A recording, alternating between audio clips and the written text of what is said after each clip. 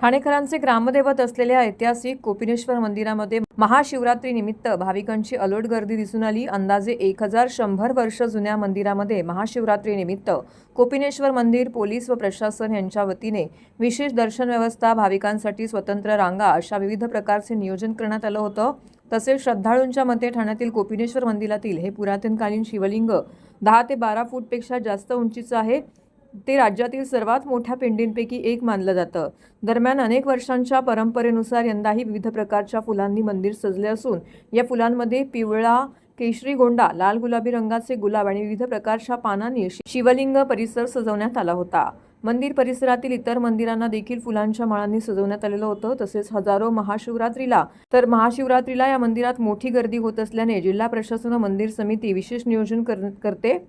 महिला पुरुष ज्येष्ठांसाठी स्वतंत्र रांग, तर मंदिरामध्ये महाशिवरात्री निमित्त रात्रभर अभिषेक पूजा सोय करण्यात आली होती। ठाण्यातील या पुरातन कोपिनेश्वर मंदिरामध्ये पहाटेपासूनच भाविकांच्या शिवदर्शनासाठी लांबच लांब रांग लागलेली होती। भाविकांच्या सुरक्षेसाठी विशेष उपाययोजना करण्यात आल्या होत्या। दरम्यान यावेळी इतर भाविकांसह भाजप आमदार निरंजन डावकरे, माजी खासदार राजन विचारे, माजी नगरसेवक संजय तरे, कुटुंबीय नगरसेवक पवन कदम इत्यादी मान्यवर भाविक भक्त मोठ्या संख्येने यावेळी उपस्थित होते।